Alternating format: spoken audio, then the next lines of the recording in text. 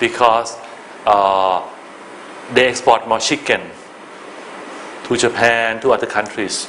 They need feed meal for prawns to export to the US, to Europe. So this is a global problem.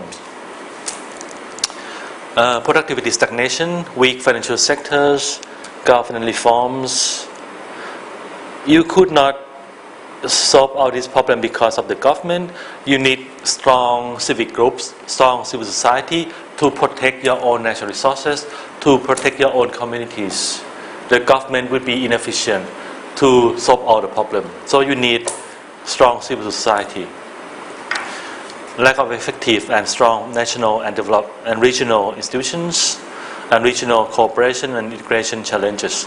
So many issues are ASEAN issues. They're not only Indonesian issue or Thai issue.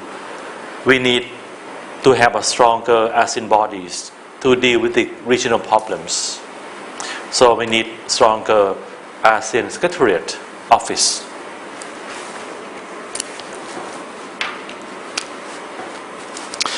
Apart from ASEAN, we have also ASEAN-China FTA. The ASEAN-China FTA, sometimes we call ACFTA or CFTA. China, we call this CAFTA, but ASEAN, we call it ACFTA because it wants to have ASEAN in the front. The agreement was signed since the year 2002. In the year 2004, Chinese Prime Minister and leaders of ASEAN witnessed the signing of the agreement on trade in goods, which came after the FTA agreement. So after this agreement, we have this trade in goods agreement signed in the year 2004-2005 to become effective. All in all, free trade agreement reduced tariff by almost 8,000 product lines, or 90% of imported goods to 0% since last year, the same time as ASEAN community. In the year 2007, ASEAN and China signed agreement on trade in services, which entered into force in the same year. And in the year 2009, both regions signed agreement on investment. So in the ASEAN-China FTA, we have trade in goods, trade in services, and investment cooperation. ASEAN-China FTA is the largest free trade area in terms of population and third largest in terms of nominal GDP in the world at the moment. It's still the largest because ASEP is not signed yet and TPP is not ratified yet. So this is still the largest in terms of population in the world. We also have ASEAN-India FTA.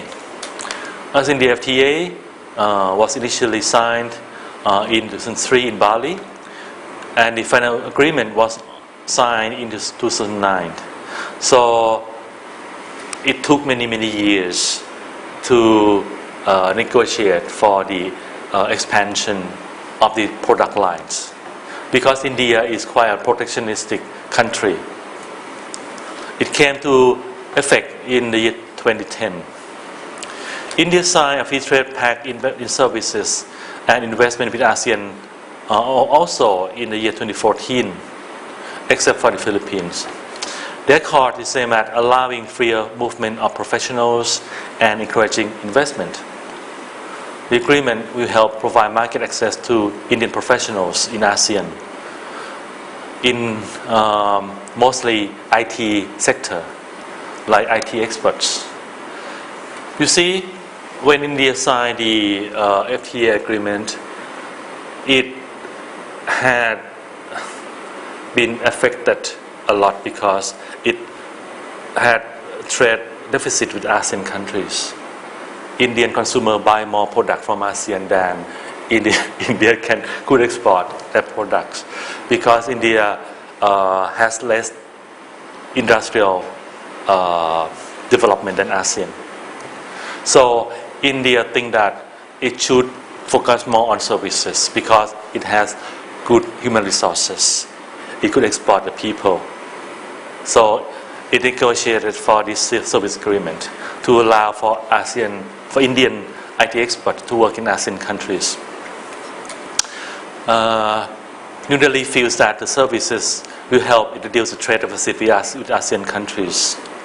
The services pack cover issues such as transparency, domestic regulations, recognition of degrees, market access, national treatment of the people, increasing participation of developing countries in joint community services, also dispute settlement. So it covers a wide range of areas for services. Also, the tariff line has been reduced. The market of ASEAN and India together is 1.8 billion people. The ASEAN-India FTA will see tariff liberalization of over 90% of products line between the two countries, including special products like palm oil, coffee, black tea, and pepper. India produces a lot of tea and pepper, and it will allow the import of palm oil from Malaysia and Indonesia. And it was expected that ASEAN-India trade figures would reach $100 billion since last year onward. We have also ASEAN-Japan, we call economic partnership. It's similar to FTA but more wider. The framework agreement for comprehensive economic partnership between ASEAN and Japan was signed since the year 2003. So they call that AJCEP, AJCEP. It took many rounds of negotiation. It took 4 years before they could reach the agreement. Actually, before we have the ASEAN-Japan FTA, we have bilateral FTA with Japan first, like Singapore and Japan, Thailand and Japan, the Philippines and Japan. AJCEP came afterwards. It's quite difficult because Japan is much more developed, and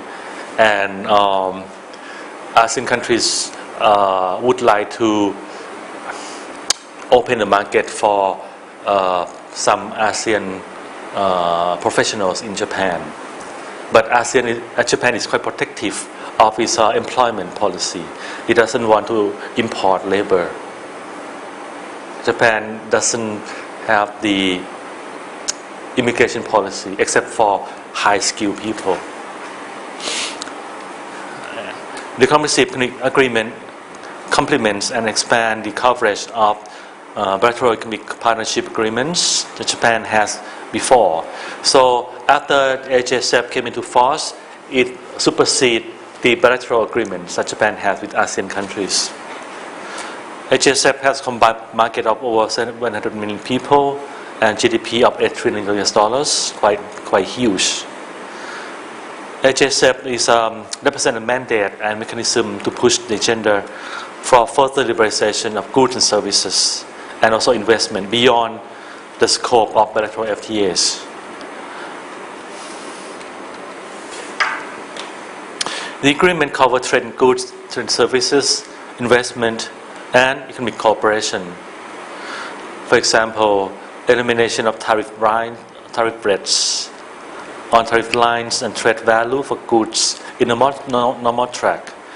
Also, the rules of origin allow for regional accumulation of inputs. It means goods produced in all ASEAN countries could be combined.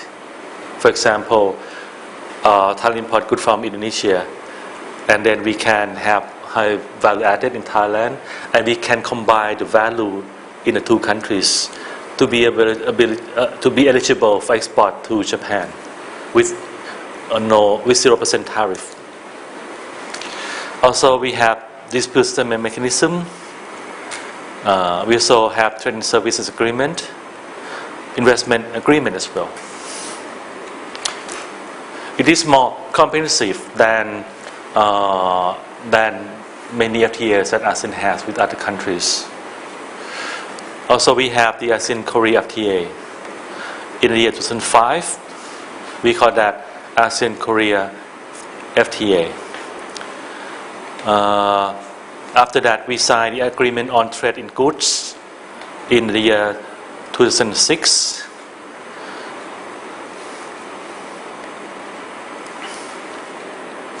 Also, we have the trade and services agreement afterwards. Agreement on investment as well. For the tariff, it was agreed that ASEAN 6 and Korea shall eliminate tariff for 90% of all products by the year 2010. Normal track cover approximately 90% of all goods.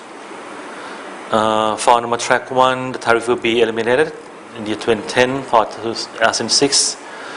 For normal 2 track, it was eliminated since the year 2012. Another important FTA is the ASEAN-Australia-New Zealand FTA.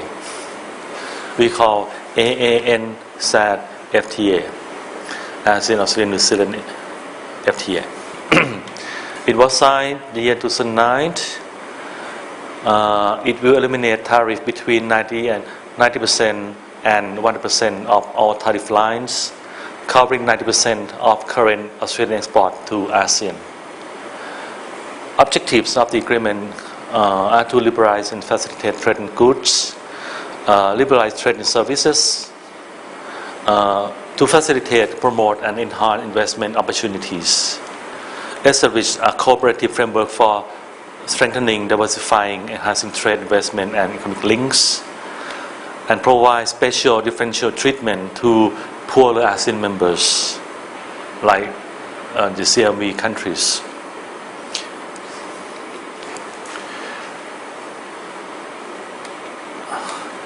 The agreement is the first comprehensive free trade agreement that ASEAN has signed with a dialogue partner. Also, the one that has commitments in all 3 pillars of goods, services, and investment in just one agreement. You can see that for other agreements, we sign FTA agreement and then we negotiate for separate agreements, trade, investment, services. But with Australia-New Zealand, it is one big agreement that covers everything in just one FTA agreement. The agreement covers trade in goods, rules of origin, custom procedures, services like financial and telecommunication services, electronic commerce, movement of natural persons, investments, sanitary and phytosanitary standards, technical regulations, conformity assessment procedures, IP, competition policy, and DSM. It will allow also for ASEAN nationals to work in Australia and New Zealand in some professions. For example, Thai chef could now go to work in Australia easily, and a few other professions.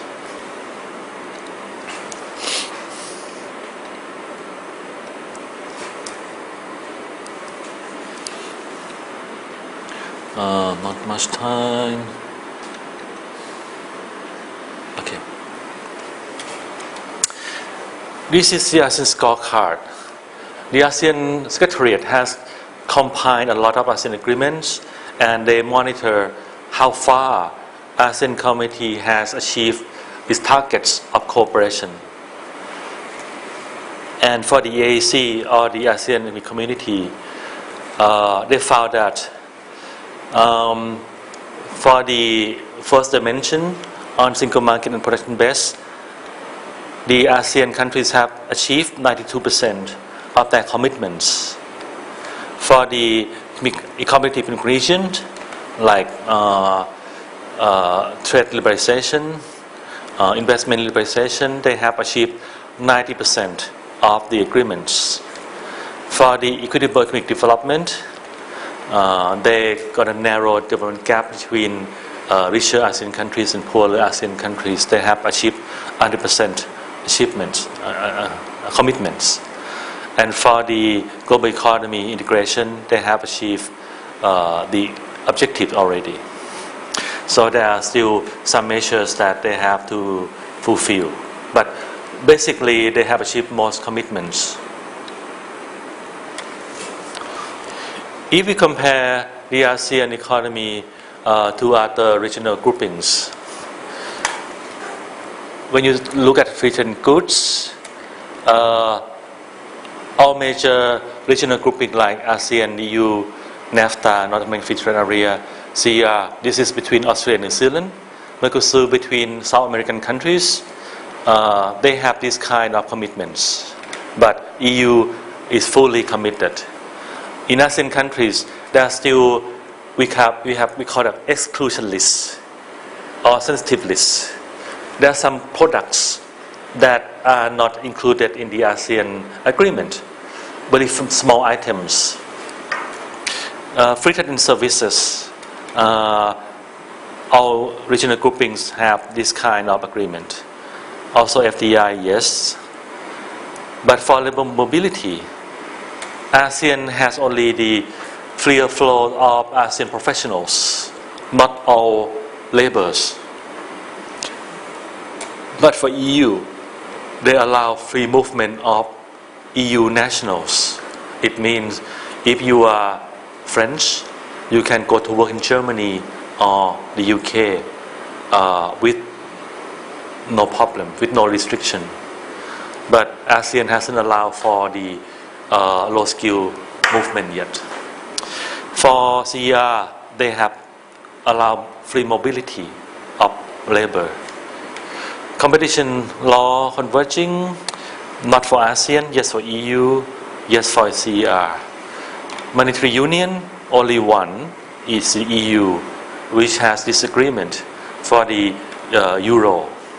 Other regions don't have this kind of agreement. For the unified fiscal policy, EU has the European Central Bank, but other regions don't have this yet.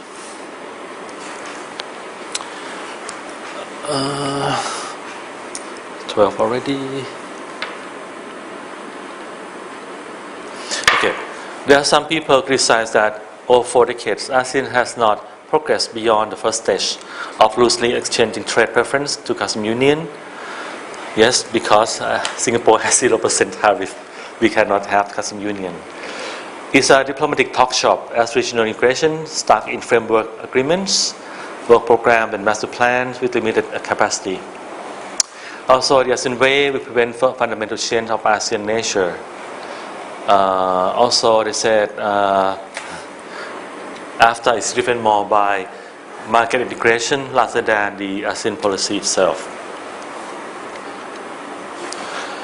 For the new trends that would emerge and change the nature of ASEAN societies, there are quite important trends that we have to monitor in the future. The influx of foreign investment and increasing job opportunity in ASEAN will have a lot of impact in ASEAN economy, ASEAN society, like the job market,